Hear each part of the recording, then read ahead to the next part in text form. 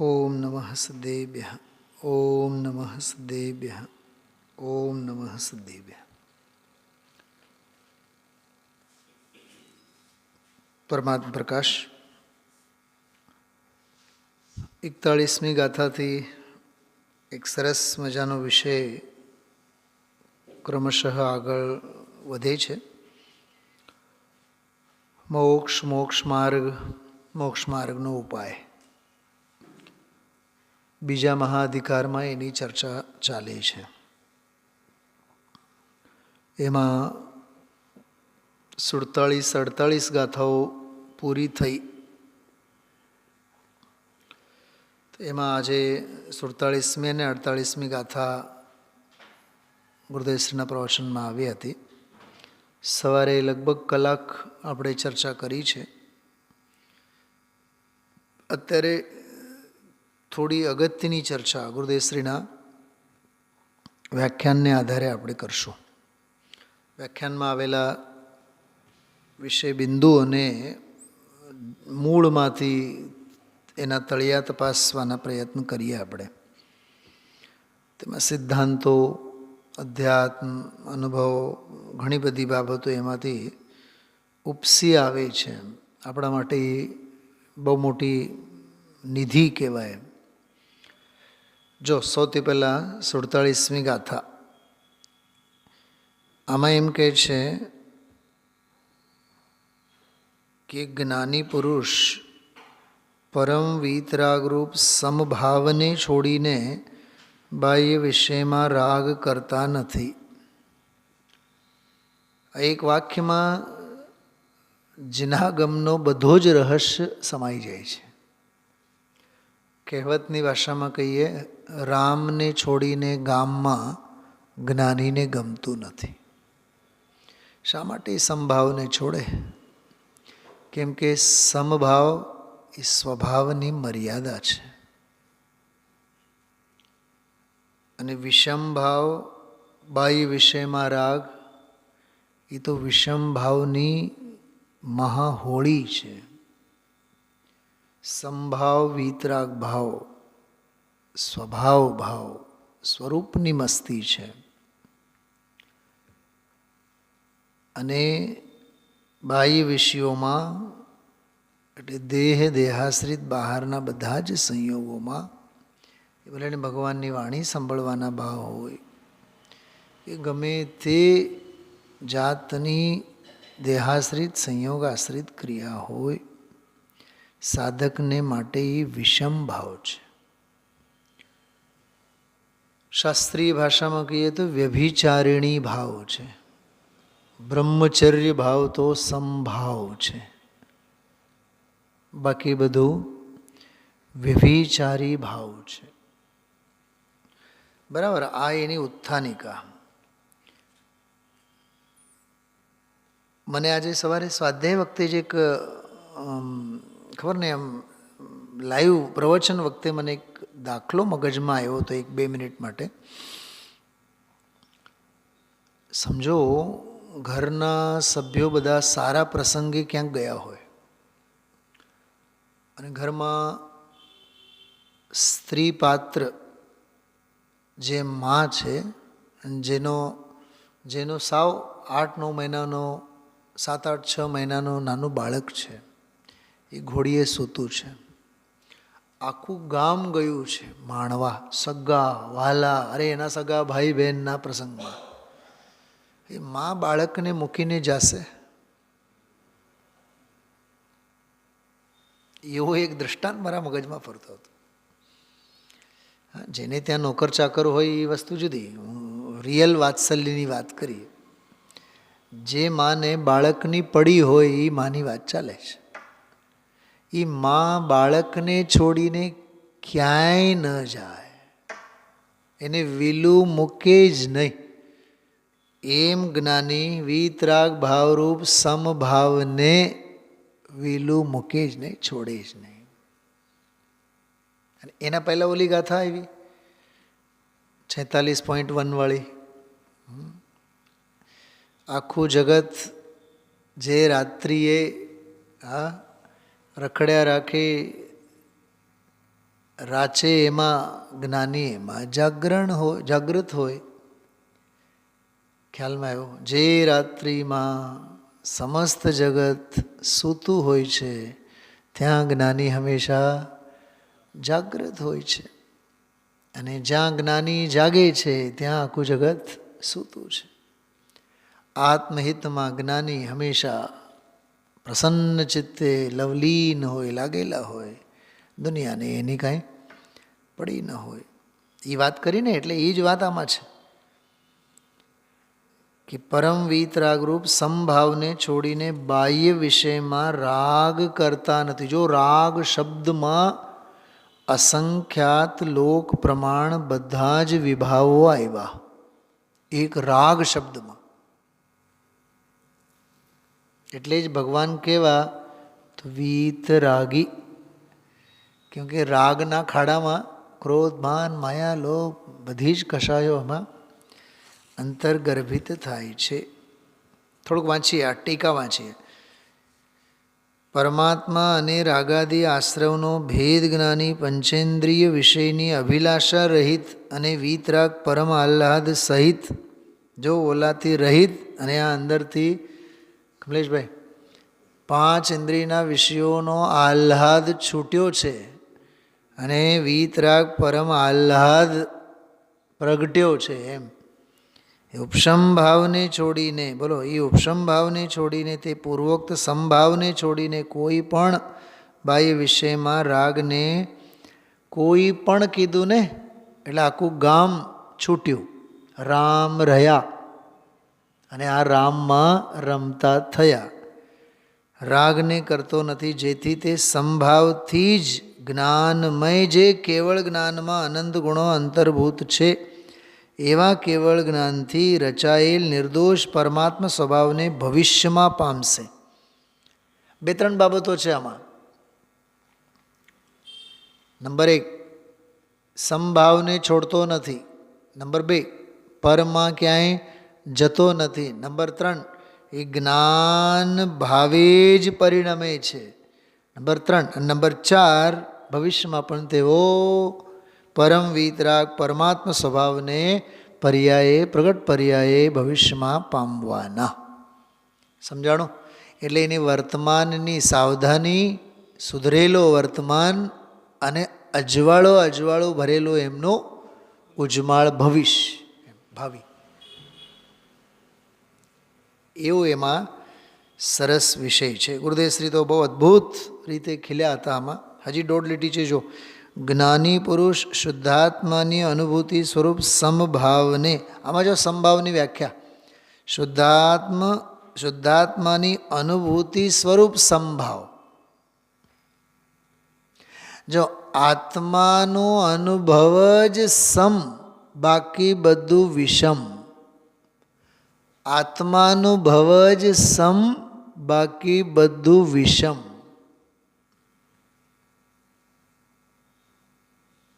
સમજાય છે? તે છોડીને બહિર્ભાવમાં રાગી થતો નથી.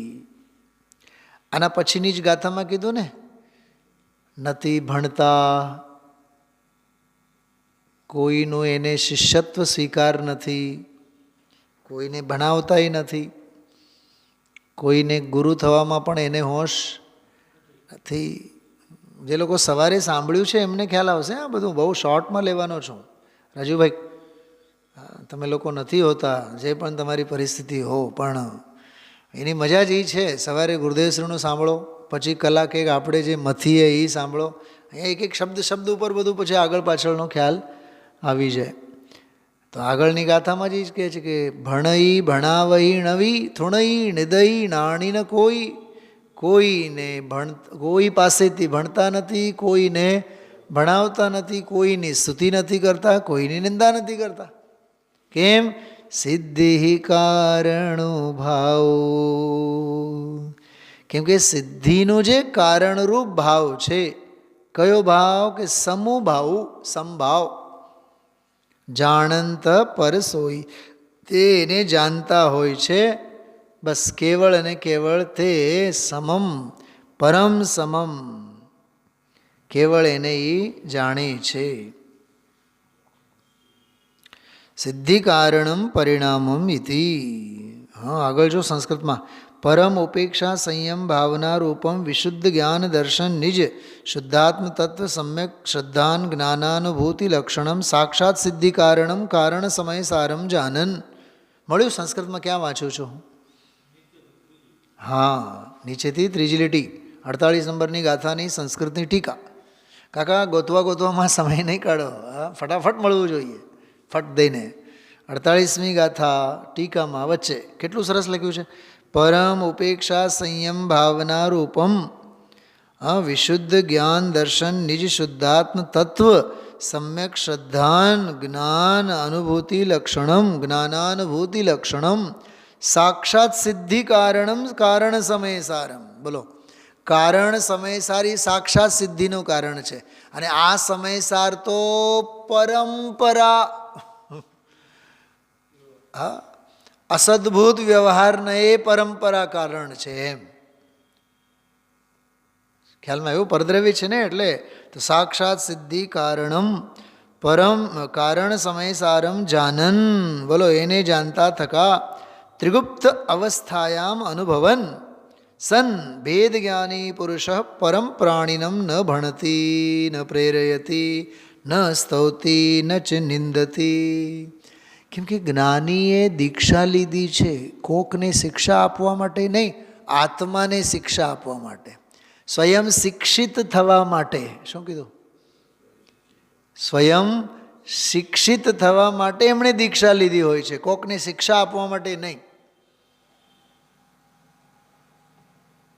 ગુરુદેવના પ્રવચનમાં આ વાત ઘણી વાર આવે. એમ કે તમે બાલ બ્રહ્મચારી છો, તમે બ્રહ્મચારી લીધું છે, ઘર નથી, બાયડી નથી, છોકરા નથી, તો હાલો તમે પાઠશાળામાં છોકરાઓને ભણાવો. તમારે તો ભણાવવું જ જોઈએ. તમે નહીં ભણાવો તો પછી કોણ ભણાવે? ગુરુદેવ કહે કે કોણ ભણાવે અને કોને ભણાવે? હા, એ કંઈ ગામને માટે દીક્ષા થોડીક લીધી છે. નિવૃત્તિ કોને માટે હોય? નિવૃત્તિ પોતાના આનંદ માટે જ હોય ને. એમ હા, તો એવી સરસ ચર્ચા, ગંભીર ચર્ચા આ ગાથામાં થઈ છે. જો કેટલું સરસ, આમાં બધું હિન્દીમાં બહુ સરસ લખેલું છે. પરમ ઉપેક્ષા સંયમ, આ 48મી ગાથાનું વાંચું છું. परम उपेक्षा संयम अर्थात 3 गुप्ती में स्थिर, એટલે मन वचन काय. परम समाधि उसमें आरूढ़ जो परम संयम उसकी भावना रूप निर्मल यथार्थ सम्यक दर्शन सम्यक ज्ञान सम्यक ज्ञान सम्यक चारित्र वही जिसका लक्षण है.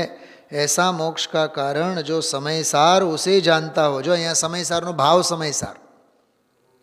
બોલો, આપણે આખી જિંદગી કડાકૂટ કરીએ, સમયસાર સમયસાર સમયસાર, તો આપણને 415 વાળી રચના જ સમયસાર દેખાય. અહીંયા ટીકાકારને કયું સમયસાર દેખાણું? જો हाँ, ऐसा मोक्ष का कारण जो समयसार उसे जानता हुआ. ઓલી ટીકામાં લખે છે કારણ સમયસારને, સાક્ષાત સિદ્ધિનું કારણ કારણ સમયસારને જાણતા અનુભવતા હુआ અનુભવી પુરુષ. હવે જો એને જ્યારે અનુભવે છે તો પછી किसी प्राणी को सिखाता न किसी प्राणी को सिखाता है, न किसी से सीखता है, न स्तुति करता है, न निंदा करता है. એનો અર્થ જ એમ થયો, જેને અનુભવ નથી ને એને આ ધંધા છે બધા. શું સમજાણું? હા, જેને પોતાનો અનુભવ કરવો નથી. એટલે એક બીજી વાત મને આ વાંચ્યા બાદ એક મગજમાં આવી. આપણને એમ થાય ને, ચલો ચલો તો બેસો, તમને હું સમજાવું. એનો અર્થ જ તમારે તમારું નથી કરવું, તમને ગામને સમજાવવામાં રસ છે.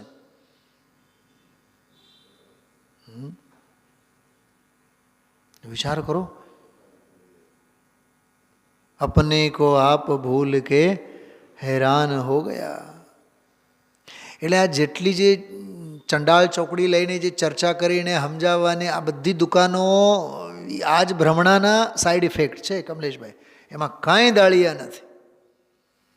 માર્ગ સમજાવવાનો છે જ નહીં, અને માર્ગમાં સમજાવવાનું કાંઈ નથી. સમજીને સ્વરૂપમાં સમાવવાનો માર્ગ છે. અંતે થાય નિજ સ્વરૂપમાં લીન જો અપૂર્વ અવસર એવો ક્યારે આવશે. મને ઘણીવાર સ્નેહી સ્વજન અથવા શ્રીમતી કહેતા હોય 58-60 પછી જ્યારે રિટાયર્ડ થશો તો પ્રવચન અને સભાઓ ગજવવાનું એના વગર ચાલશે? અરે આ ક્ષણે છોડવાની તૈયારી છે આપણી તો. રિટાયરમેન્ટ પછીની ક્યાં વાત કરો છો? અહીંયા તો પગ મૂકતા ખ્યાલમાં આવ્યો એ જ વિચાર છે, બીજું કંઈ નથી. જે અંદરમાં અનુભવતા નથી એને શિષ્ય બનવામાં રસ, ગુરુ બનવામાં રસ, પ્રેરણા આપવામાં રસ, હા, બીજાની નિંદા કરવામાં રસ કે બીજાની સ્તુતિ કરવામાં રસ. અને જે અનુભવની ગુફામાં મસ્ત છે એ ન કોઈ પાસેથી સમજવા જાય, ન કોઈને સમજાવવા જાય, ન કોઈને પ્રેરણા આપવા જાય. સલાહ કોણ આપે? જે નવરો હોય. નવરો એટલે અંદરમાં ભર્યો ન હોય. કેટલી ગજબની વાત છે આ. હા, બહુ શાર્પ માઇન્ડથી આ વાતને આત્મસાત કરવા જેવી છે. અંદરમાં સભર થાવ તો બહારમાં ક્યાંય ખાલીપો નહીં અનુભવાય. એક મનોવિજ્ઞાનમાં વાત આવે છે કમલેશભાઈ, મનોવિજ્ઞાનમાં, સાયકોલોજીમાં આવે છે. બીએડ અમે લોકો જે કરતા ત્યારે સાયકોલોજી એક સબ્જેક્ટ હોય. એમાં એક એવો વિષય આવે કે માણસ બહારના રાગ રંગમાં, આમોદ પ્રમોદમાં બહુ ખુશ દેખાય. ભાઈબંધ દોસ્તારમાં ગપ્પાટા મારવામાં, એમાં જે દાંત કાઢે ને, 4 ચંડાળ ચોકડી મળી હોય દાંત કાઢે, સમજી જ લેવાનો એ ઘરે બહુ દુઃખી છે.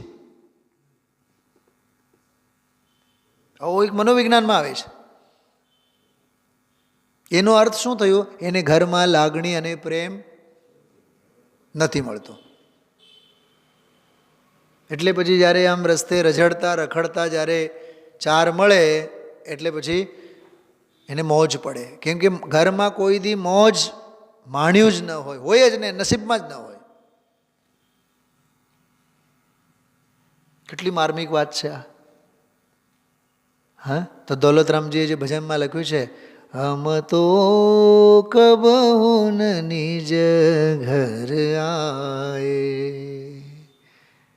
પારકા ઘર, પારકા સંયોગો કોને ગમે? જેને પોતાનું ઘર ન ગમે.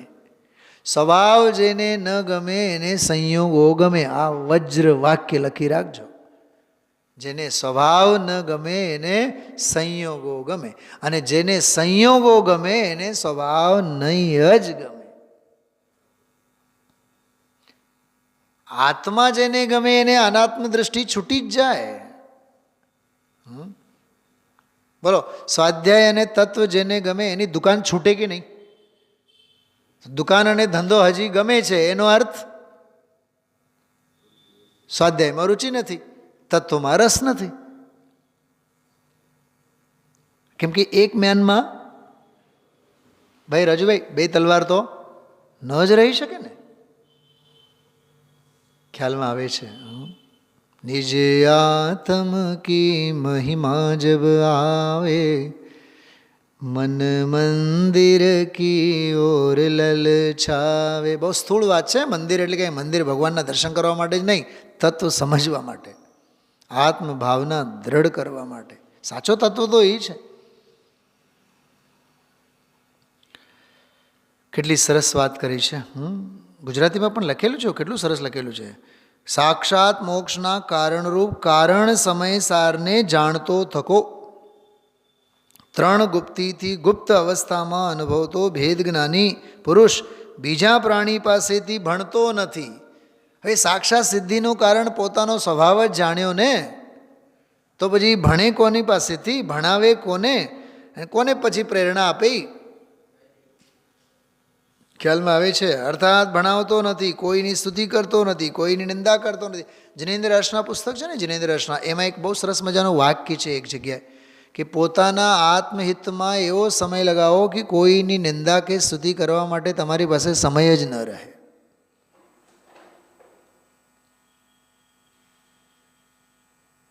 હવે 5 પોઈન્ટ ફરીથી આપણે એક જ મિનિટ માટે રિપીટ કરો. કોઈ પાસેથી ભણતો નથી એટલે એને શિષ્યત્વની પામરતા પોસાતી નથી. બહુ જોરદાર શબ્દ બોલું છું, બહુ ધ્યાન રાખજો. કોઈનો શિષ્ય બનવું એ પામરતાની જ વાત છે. એમાં હજી એક ઊંડી વાત છે. પ્રભુતાની શિક્ષા લેવા માટે કેટલાક સમય માટે પામર બનીને શિષ્યત્વને સ્વીકારે તો ક્ષમ્ય છે. શ્રીમદજીના સાહિત્યમાં તો આવા જ શિષ્યત્વની વાત ગુરુ પ્રત્યે સમર્પણતાના સંદર્ભમાં આવે છે. યોગ્ય ગુરુને શોધ અને એમની આજ્ઞામાં વર્તે જા. આત્મસિદ્ધિમાં તમને 10-20 એવા છંદો મળશે, દોહરાઓ ગુરુનો મહિમા અંગે. ગુરુ રહ્યા છદ્મસ્તપન વિનય કરે ભગવાન. ગુરુના મહિમાના સંદર્ભમાં આવા ઘણા બધા આવે છે. જે સ્વરૂપ સમજ્યા વિના પામ્યો દુઃખ અનંત, સમજાવ્યું તે પદ નમો શ્રી સદગુરુ. જો એમાંય ગુરુની વાત, તો આવા ઘણા બધા છે. એમાં એ નિમિત્તના સંદર્ભમાં નિમિત્ત પરક કથનો છે બધા. સમાધિ શતક, ઇષ્ટોપદેશ, આ આચાર્યોના ગ્રંથો આપણને એમ કે આત્મા એવ આત્મનો ગુરુ, આત્મા જ આત્માનો, એટલે પોતે જ પોતાનો ગુરુ છે. તો કોકનો શિષ્ય થવામાં કાંઈ માલ નથી. મને તો આજે સ્વાધ્યાય પછી એક અષ્ટપાહુડ શાસ્ત્રના ભાવ પાહુડ કે લિંગ પાહુડમાં એક 2 ગાથાઓ એવી આવે છે. એમાં એવું આવે છે કે જે સંઘસ્થ ચેલા ચેલી શિષ્ય વર્ગમાં જે મોહ કરે, એમાં તો એવું છે પાર્શ્વસ્થ શબ્દનો પ્રયોગ છે. એ મોહી મિથ્યા દૃષ્ટિ છે. કેમકે ઘર પરિવારમાં હતા ત્યારે બાયડી છોકરામાં મમતા હતી, અને હવે દીક્ષા લીધી તો હવે સંઘના ચેલાચેલીમાં તો ફેર શું પડ્યો? હે, રાજકોટમાં રહેતા પાડોશીનો પ્રેમ તો હતો જ. સુવર્ણપુરી સોનગઢ જેવા ધામમાં જઈને પણ અમે એક માળમાં 3 જ છે અને સામેવાળા છે અમારા બહુ જ હવે હેવાયા, તો એ ઓલા હેવાયા એ સારા હતા. ત્યાં તો હેવાયાને હેય કરવા માટે તો જવાનો હતો, અને ઉલટાના તો જે હેવાયા હે છે એ હે તત્વ ઉપાદેય થઈ ગયા. અમે તો બપોરે હવે ચા સાથે પીએ અને જમીએ સાથે. ઓહો હો. એટલે રાગની દુકાન અહીંયા જૂની બંધ કરી અને નવી ખોલી. ગયા હતા વૈરાગ્યને વીતરાગતા માટે, રાગ છોડવા માટે, વૈરાગ્ય પામવા માટે, વીતરાગતાને સ્પર્શવા માટે. છે ને ગજબની વાત કમલેશભાઈ? હા, હજી એક વાત કરો. ત્યાં જઈને પણ જ્યાં ભગવાન આત્મા એના પડઘા પડતા હોય, ત્યાં જઈને પણ એને શિષ્ય બનવામાં રસ છે. નંબર 1. નંબર 2, ત્યાં જઈને પણ હજી કોકના ગુરુ બનવામાં રસ છે. અને આ ગાથા કહે છે, ભાઈ સાહેબ, તું જો અનુભવની ગુફામાં રહીશ તો નથી કોઈનો તું શિષ્ય. શિષ્ય બનવોય તને નહીં પોસાય, ગુરુ બનવોય નહીં પોસાય. અને નકામા કારણ વિના ઘણા લોકો તો એવા હોય, તમે ખોટું નહીં માનો ને તો એક સલાહ આપો. અમે માગી છે સલાહ, 2-4-6 જણા એવા છે, ગમે ત્યારે ભટકાય તમને. હા, એ પછી એમ બોલે વીતરાગ ભાવે, આમ જાણે કે આદિનાથ ભગવાનની વાણી ખરતી હોય. કમલેશભાઈ, તમે ખોટું નહીં માનો ને તો એક વાત કહું, ખોટું લાગવા જેવું હોય તો ખોટું લાગે યાર. અમે કંઈ માગી છે સલાહ તમારી પાસે? ઓલી પ્રેરણાવાળી વાત કરું છું.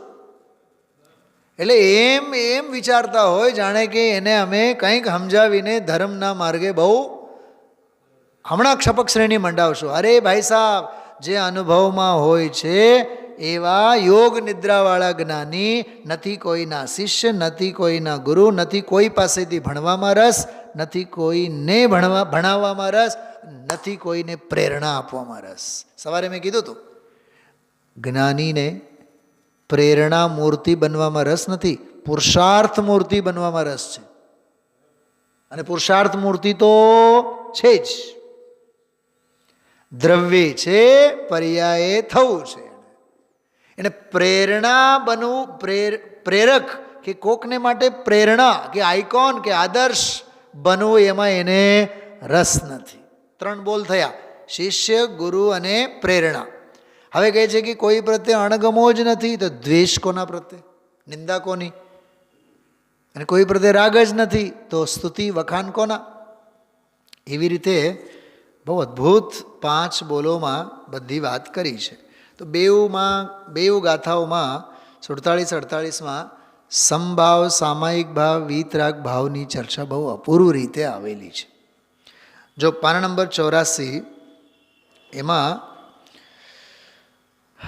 પંચાસ્તિકાયની વાત કરતાં કરતાં જૈન શાસનમાં ક્યાંય વિરોધ નથી એમ શ્રોતા બોલે છે. એના જવાબમાં ગુરુદેવસિંહ બહુ સરસ વાત કરે છે.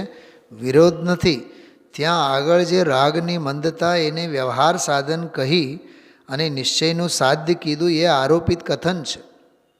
આ પંચાસ્તિકાયમાં 172 નંબરની ગાથામાં સાધ્ય સાધન, ભિન્ન સાધ્ય સાધન એમ કરીને એક વિષય આવે છે, એને આધારે આ છે. હવે જો બહુ સરસ વાક્ય આવે છે: સાધન તો રાગથી ભિન્ન પડી અને પ્રજ્ઞા છીણી દ્વારા આત્માને જાણે એ સાધન છે, એ સાધન છે, એ સાધક છે. બોલો, એ સાધન છે અને એ સાધક છે. આત્મ સાધનાનું મૂળ આ બહુ સરસ વાત આમાં કરી છે. પછી તો આ 2-3 પાના ભરીને સંભાવ સંભાવ સંભાવ. 85માં પાને જો ચોથી લીટી: રાગ રહિત અતિન્દ્રિય આનંદની દશાના વેદન સહિત સંભાવને સંભાવ કહે છે. બરાબર? આ 47મી ગાથાની બધી વ્યાખ્યા ચાલે છે.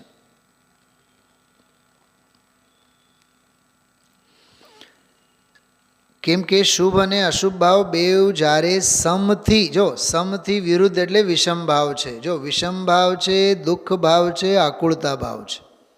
એક ટિપિકલ ડેફિનેશન્સ હોય છે. અચ્છા, હજી એક ફકરો જ્યાં પૂરો થાય છે ત્યાં જુઓ: સામાયિકમાં સમતાનો આય એટલે લાભ, એને સામાયિક કહે છે. તો સમતા એટલે આ. બોલો, સામાયિકમાં સમનો અય, અયથી ગચ્છતી કે આય એટલે આવક, સમભાવનો આવક થવો જોઈએ ને એમાં, એનું નામ સામાયિક. આગળના ફકરામાં પણ એ વાત કરી.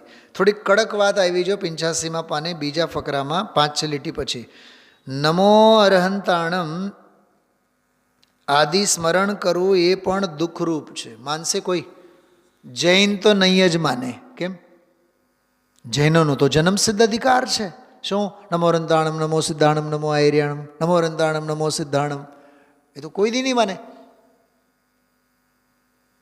અરે સાંભળો છો બધા? શું કહું છો? આ ગુરુદેવ બોલી ગયા છે સવારે. નમો અરહંતાણમ આદિ સ્મરણ કરવું એ પણ દુઃખરૂપ છે.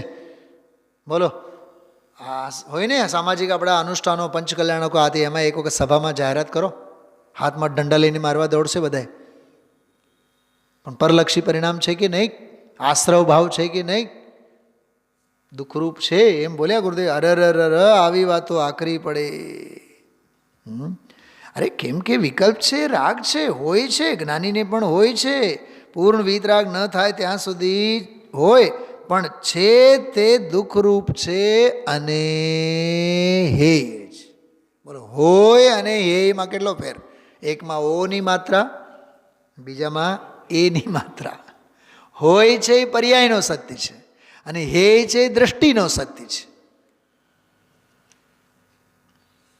અસલમાં જે હોય છે એની તો દૃષ્ટિ જ નથી. અસલમાં હોય છે, અસલમાં જે હોય છે, અજ્ઞાની તો એને હેય માને છે, અને જ્ઞાની જે પર્યાય રાગાદી ભાવ હોય છે એને હેય માને છે. અજ્ઞાની ત્રિકાળને હેય માને છે અને જ્ઞાની ક્ષણિકને હેય માને છે. હોય તો એ નહીં છે છતાં. સંભાવ, જો ભાષા દેખો, 5 ઇન્દ્રિય તરફના વલણનો ભાવ એ વિષમ ભાવ છે.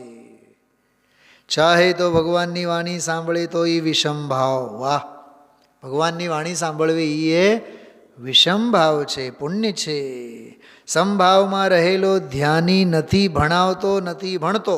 કેમ કે ભણવું અને ભણાવવું એ તો બોલો બોલો હા કે કમલેશભાઈ હા અકિંચન માર્ગ આવો છે. આખી દુનિયા લાઈનમાં લાગી ગયા છે બધા.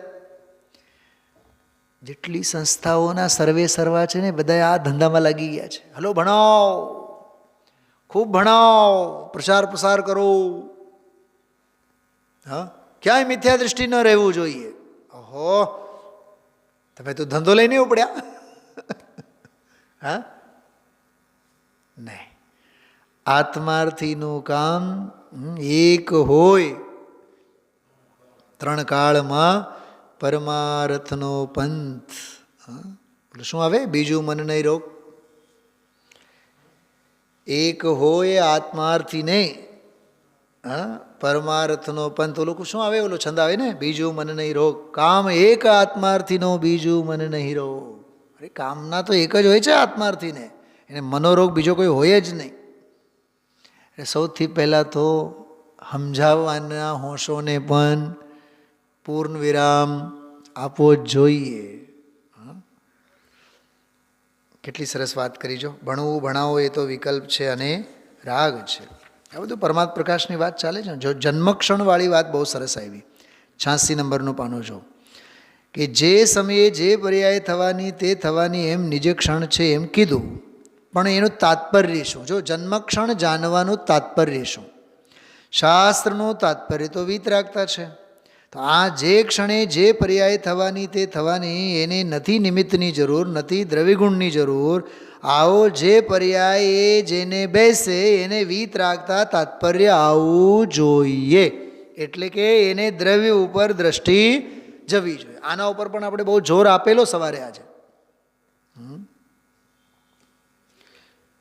બધા શાસ્ત્ર ચારેય અનુયોગોનો તાત્પર્ય તો વીતરાગતા છે. તો વીતરાગતા ક્યારે થાય? જો નિમિત્ત રાગ અને પર્યાયની ઉપેક્ષા કરી. કેટલી બાબતો આવી? નિમિત્ત એટલે પરદ્રવ્ય, રાગ એટલે વિભાવ ભાવ અને પર્યાય એટલે પર્યાય ભાવ. નિર્મલ એ ત્રણેયની ઉપેક્ષા કરી અને સ્વભાવની અપેક્ષા કરે ત્યારે વીતરાગતા થાય. સમ્યક દર્શન એ વીતરાગી પર્યાય છે.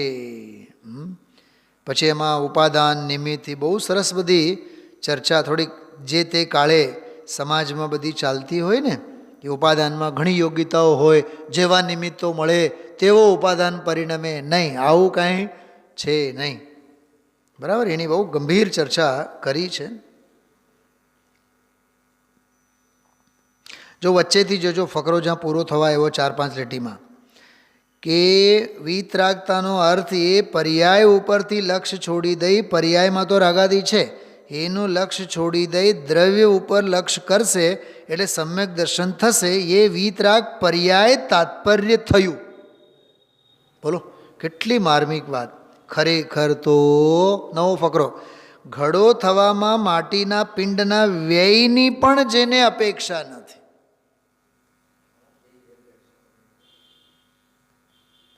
છે ને ગજબની વાત.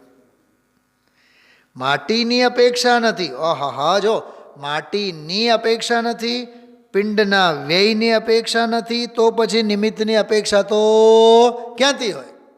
માટીની અપેક્ષા નથી એટલે ત્રિકાળ ઉપાદાનની જરૂરત નથી. પૂર્વ પર્યાયના વ્યયની આવશ્યકતા નથી એટલે અનંતર પૂર્વ ક્ષણવર્તી પર્યાય જાય તો હું થાઉં એમ એ નથી. કેમ કે મારે થવાપના રૂપે ભાવ શક્તિ મારામાં છે અને ઓલો જાશે એ અભાવ શક્તિએ જાશે. મારે એને કાંઈ લેવું દેવું નથી. અભાવ થવા લાયકનો જ અભાવ થશે. અભાવ અભાવ શક્તિ છે અને થવા લાયક જ કાર્ય થશે. ભાવ ભાવ શક્તિ છે. કેટલી શાંતિ, કેટલી શાંતિ, કેટલી સમતા. હા, બહુ ગંભીર વિવેચનાઓ છે આ બધા. પછી 99, 100, 101, 102 આ બધી ચર્ચા બહુ સરસ એમાં આગળ જન્મક્ષણના સંદર્ભમાં કરી છે. જો પર નંબર 87 ઉપર એક બહુ માર્મિક વાત છે. ત્રીજો ફકરો જ્યાં ગાથાઓના નંબર લખેલા છે ને 900, 101, 102, એમાં 4થી 5મી લીટી જો. એવું જે સ્વરૂપ છે સમ્યક દર્શનનો વિષય એ જ્ઞેયનું વર્ણન છે. ભાઈ જોજો, હા, બહુ સારી સલાહ છે. જરા શાંતિથી સમજ. એમને એમ ઉપરથી અદ્ધરથી દીધે રાખે એમ ન ચાલે. આ તો વીતરાગ માર્ગ છે. સર્વજ્ઞ પરમેશ્વર જેના કહેનાર છે એ વાણીને ઓળખવી પડશે. જો વાણીને ઓળખવી પડશે ભાઈ, એમ બહારથી આગ્રહથી નહીં જણાય. હવે ઓલે 11મી ગાથાની જે વાત કરી છે ને, બુધત્ત મસ્જિદો ખલો, એનો પણ એક વિશ્લેષણ સમજવા જેવું છે. ખરેખર તો સમ્યક દર્શનની પર્યાય દ્રવ્યાશ્રિત થાય છે એ પણ અપેક્ષિત છે. સવારે મેં વાંચ્યું હતું પણ મન ભરતું નથી, બહુ સરસ વિષય છે. એટલે કે પર્યાયનું લક્ષ્ય સ્વમાં જાય છે, એ અપેક્ષાએ એનો આશ્રય કર્યો એમ કહેવામાં આવે છે. બાકી પર્યાયને દ્રવ્યનો આશ્રય છે નહીં. યાદ રાખજો, પર્યાયને દ્રવ્યનો, અરે દ્રવ્યનો અધિકરણ દ્રવ્યમાં, પર્યાયનો અધિકરણ પર્યાયમાં. તો પર્યાય જો દ્રવ્યનો આશ્રય લે એટલે એને અધિકરણ બનાવે તો પર્યાયના અધિકરણ કઈ દુકાને જાય? પછી એના ષટકારકોમાંનો એક કારક તૂટે ને.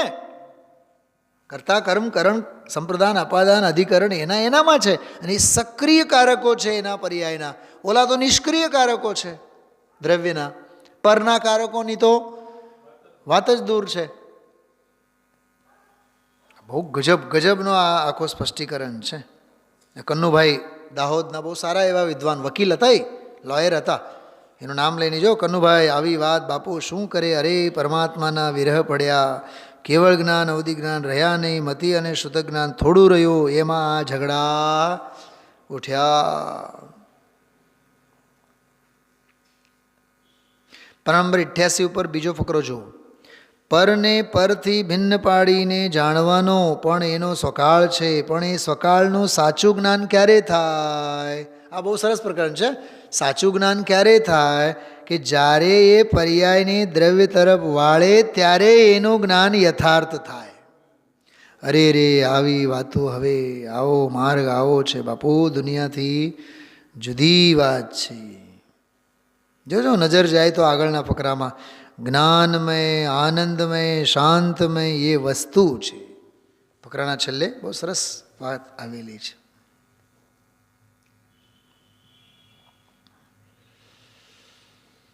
આખી ભેદ જ્ઞાનની વિધિ બતાવતા હોય છે સ્વામીજી તો. 89 પાના ઉપર એક હોય ત્રણ કાળમાં પરમાર્થનો પંથ ઉપર 4થી 5મી લીટીમાં સંભાવરૂપી અમૃતના સ્વાદિયા. કમલેશભાઈ, 2 શબ્દો આવશે એમાં. સંભાવરૂપી અમૃતના સ્વાદિયાઓ, બરાબર. અને હવે જો કે રાગના રસિયાઓ. હવે રાગના રસિયા બંધનમાં પડ્યા છે અને સંભાવરૂપી અમૃતના સ્વાદિયાઓ એ સ્વભાવમાં પડ્યા છે. બોલો, એવા એ અનંતા સિદ્ધો છે. ઓલા બધા સંસારીઓ છે. કોણ? રાગના રસિયા. જિનવાણી અમૃત રસાળ રસિયા ઓ રે સુણવા. બોલો, કેવી સ્તુતિ કેવી બની હશે. હા, સંભાવનો સ્વભાવ વીતરાગી આનંદ ગર્ભિત સંભાવ છે. વાહ, વીતરાગી આનંદ ગર્ભિત સંભાવ છે. પહેલું તો સમજવું કઠણ પડે એવી ચીજ છે બાપુ. દુનિયા ગમે તે માનો, સત્યને કાંઈ આંચ નથી. સત્ય તો સત્ય છે. ગજબ ગજબ ગજબની ચર્ચા. નીચે જો થોડુંક ભવસાગરની વાત. एक समभाव ही भवसागर से पार होने का उपाय है. फकरो જ્યાં શરૂ થાય છે જ્યાં જો એનામાં 4-5 લીટી પછી જો 84 લાખ યોની, એક એક યોનીમાં અનંત અવતાર, કીડાના કાગડાના કૂતરાના એક એક નરકમાં અનંતવાર જન્મ્યો, 33 સાગર, નરકમાં પાણીનો બિંદુ નહીં, આહારનો કણ નહીં, જન્મથી 16 રોગ, એને કોઈ દવા નહીં, સુવાને ઓટલો નહીં, ઓઢવાને વસ્ત્ર નહીં.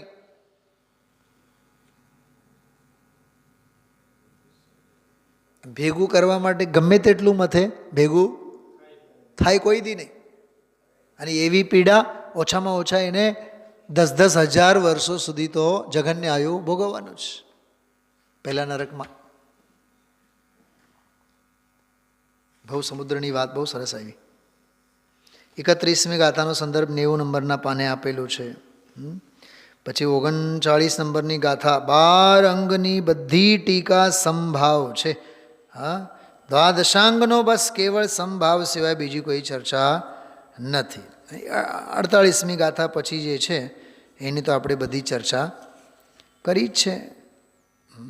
થોડીક ચર્ચા જો 93 નંબરના પાને 93 કાઢો બધાય 93. મુમુક્ષુ પૂછે છે કે બાયડી છોકરાને ક્યાં મોકલવા? બધું પાપ છે એમ બોલ્યા ને, તો ગુરુદેવજી કહે છે ક્યાં પણ હતા એની પાસે, એના ક્યાં હતા તે મોકલવા બીજે? એ તો એના થઈને રહ્યા, એ તારા ક્યાં હતા કે તે મોકલવા અને રાખવા? પરદ્રવ્યને રાખવું અને પરદ્રવ્યને બીજે મોકલવું એવું છે? એ તો બધા પરદ્રવ્ય છે. થોડી પાછા પૂછું ચંદુભાઈએ, એના વગર કામ ચાલે કેવી રીતે? અરે એના વિના જ રહ્યો છે, સ્વથી રહ્યો છે અને પરથી. બોલો કેટલી સ્વામીજીના ચિંતનમાં કેટલી નિરપેક્ષતા છે, અને આપણને માહોમાં હે કેટલી સાપેક્ષતા પડેલી છે ગ્રહસ્થોને, રાગીઓને. ત્યારે ટકી રહ્યો છે. સ્ત્રી કુટુંબ શરીર કર્મના અભાવથી એની નાસ્તી જીવમાં છે, ત્યારે તો એની અસ્થિ ટકી રહે છે. બોલા હરજીવનભાઈની બધી વાત. આ પૈસા વિના કાંઈ ચાલે? મેં કીધું પૈસા વિના 3 કાળે આત્માએ રોળવ્યું છે. પછીના ફકરામાં જો જ્યાં ફકરો પૂરો થાય ત્યાં, કેમ કે પૈસો પર છે, એનાથી અભાવ રૂપે આત્મા છે. મળ્યું મેં જે વાંચ્યું એ? અચ્છા, હજી પ્રશ્નોત્તરીમાં નીચે જો ન્યાય બરાબર છે, પણ અરે વાત બધી ખોટી છે. સ્વતત્વમાં પરતત્વનો 3 કાળે અભાવ છે, એ અભાવથી જ પોતાનો ભાવ ટકી રહ્યો છે. હવે એ માને કે આ ભાવથી મને ટકવું થાય, મૂર્ખાઈ છે મોટી. સેવા કરનાર હોય, કામ કરનાર હોય, બધા અનુકૂળ હોય. ઘણા લોકો જો એક એવી પણ ભાષા બોલતા મેં સાંભળ્યા છે, જરીક છે ને કામવાળા હોય ને એટલે ટેકો રહે. જેના મોઢામાંથી આ શબ્દ આવે છે ને ટેકો રહે, એ જૈન જ નથી. છાતી ઠોકીને કહું તમને, કેમ કે એને નિમિત્તની દૃષ્ટિ પડી છે, બીજાના ટેકે હાલવાને. ને આપણું હવે શરીર નહીં હાલે એટલે કામવાળા સમયસર આવે એટલે આપણને જરીક ટેકો રહે. સમજી જ લેવાનું એના ચિત્તમાં નિમિત્તાધીન દૃષ્ટિ પડી છે. અરે તારો પુણ્ય તારો ટેકો થાય એવો નથી, તો સંયોગોના ટેકાપણાની તો વાત ક્યાં લઈને બેઠા છો? વિચાર કરજો, આ બહુ માર્મિક વાત છે. એટલે જ હું કહું છું ઘણી વાર, સહાનુભૂતિ નહીં સ્વાનુભૂતિ. સહાનુભૂતિની અપેક્ષા નહીં રાખો કોઈની, સ્વાનુભૂતિ. જો અર્થકારિત્વવાળી વાત, સેવા કરનાર ન હોય તો અહીંથી ઘરે પહોંચાય સી રીતે? ચંદુભાઈ બોલે, ગુરુદેવજી કહે છે કોણ પહોંચે? એ તો શરીરને પહોંચવું હોય તો જાય, આત્મા કંઈ પહોંચે? શરીર ઘરે લઈ જવું એ આત્માથી લઈ જવાય. શરીરનો એવો સમયનો ક્રિયાવર્તીનો પર્યાય ગતિ કરીને જવાનો હોય તો એને લઈને જાય, આત્માથી નહીં. બાપુ ભેદ જ્ઞાન કોને કહે છે? હા, નીચે હજી ઠપકો આપ્યા છે. 5-50 વર્ષની ઉંમર, એમાં 40-50 ન્યા નાખે, રળવું ને વિષયને આવરું ને બૈરા છોકરા મારી નાખ્યા. પોતાને જાઓ મરીને ક્યાંક ચાલ્યો, 84ના અવતારમાં રખડતો રઝળતો, કોઈ ત્યાં એને સહાય કરતો નથી. ઓલી પ્રેરણાની સંદર્ભમાં એક બહુ સરસ વાત કરી જો. પ્રેરણા પાના નંબર 94 3-4 ફકરામાં, ભગવાનને નામે પ્રેરણા કરી એમાં રાગ ક્યાંથી આવ્યો? પણ એ પોતે જ રાગ છે ને. ભગવાનની પ્રેરણા આપવી એ શાસ્ત્ર બનાવો, મંદિર બનાવો, મકાન બનાવો, એ પ્રેરણાનો ભાવ પણ રાગ છે. બોલો, એક બહુ માર્મિક વાત આવી હતી, વ્યવહાર એ આશ્રવ તત્વ છે. શું કીધું? વ્યવહાર એ આશ્રવ તત્વ છે. બહુ ગંભીર ચર્ચા આવી છે સવારે આજે. जो नीचे साव नीचे जो न किसी को प्रेरणा करता है न किसी की स्तुति करता है, एनी व्याख्या जो सेठ भगवाननी स्तुति करवी ए राग छे. जो वाँचो, आगळ वाँचो. शास्त्र वाँचवा, वंचाववा, अरे रे वेचवा, ए बधा विकल्प छे. बोलो, वाँचवा, वंचाववा, वेचवा, त्रणेय वात लीधी. બધા વિકલ્પ છે. જ્ઞાન સ્વરૂપ ભગવાન, એમાં એ વિકલ્પને અવકાશ ક્યાં છે? આવે તો એ વિષમ ભાવ છે. એમ એણે જાણવું મને લાભદાયક છે. એનાથી ઘણા માણસો સમજે તો મને કાંઈ એનો લાભ મળે એમ નહીં. એમ નહીં હોય તો તમે શું કરવા ઉપદેશ આપો છો? અરે ભગવાન બાપુ, ઉપદેશને કાળે ઉપદેશ હોય છે, વિકલ્પ પણ હોય છે. બહુ ગજબનું મંથન છે આ બધું. જો પછી ઓલા શાસ્ત્રો જયપુરથી આટલા છપાણા, અહીંથી આટલા છપાણા કહે છે એ બધો વિકલ્પ છે. તો મુમુક્ષુ બોલે છે વિકલ્પ ભલે હો પણ ઘણાને લાભ તો થયો ને. તો ગુરુદેવ બોલે છે કોને લાભ થયો? તો મુમુક્ષુ બોલે કે જગતને લાભ થયો. તો ગુરુદેવશ્રી કહે છે જગતને એનાથી લાભ થાય કે એના આત્માના આશ્રય થાય. બોલો, શાસ્ત્રથી લાભ થાય કે એના આત્માના આશ્રય થાય? કમલેશભાઈ, હવે આજથી 45 વર્ષ પહેલાંનો આવો જોર ગુરુદેવશ્રીનો વિચાર તો કરો તમે. કેટલી ઉપાદાનની એની ખીલી ગયેલી, આખી કેળવાયેલી દ્રષ્ટિ છે. અને પછી ઓલું કહે છે દિશા, શાસ્ત્ર દિશા દેખાડીને અળગા રહે. દિશા તો એણે જોઈ લે. ઝીણી વાતો બહુ બાપુ. લોકોને વ્યવહારના રસીલાને તો આ વાત એવી લાગે ધર્મના નામનો વ્યવહાર પણ, બોલો શું બોલ્યા? ધર્મના નામનો વ્યવહાર પણ વિકલ્પ છે. સંસારના પાપની તો વાત સી કરવી. બોલો કેટલી ઊંચી, કેટલી માર્મિક ચર્ચા. હા, આગળ બધી જ એ જ વાત છે. આત્માનો લોકોનો અનુભવ પ્રકાશ. હા, થોડીક ઓલા શેઠિયાઓને વળી પક્ષ એટલો હોય ખરાબ કર્યું એમ કરીને શાસ્ત્રોની હોળી કરી. જે તે કાળે સાહુજીને બહુ પીડા હતી. આ હા હા, કેવા કેવા કેવા કેવા પ્રસંગો બનેલા છે ગુરુદેવશ્રીની નજરોની સામે. વિચાર કરો. સરવાળે 47 અને 48મી ગાથામાં એમ કહે છે બાકી બધા સંયોગ લક્ષણ ભાવ મુજથી બાહ્ય છે અને ખરેખર તો હું નથી કોઈનો શિષ્ય, નથી કોઈનો હું ગુરુ, નથી કોઈની હું નિંદા કરું, નથી કોઈની હું સ્તુતિ કરું અને કોઈને પ્રેરણા પણ નહીં આપું. સ્વયં પ્રેરિત થવાનો આ સ્વાધીનતાનો માર્ગ છે. ઓમ નમઃ સિદ્ધેભ્ય.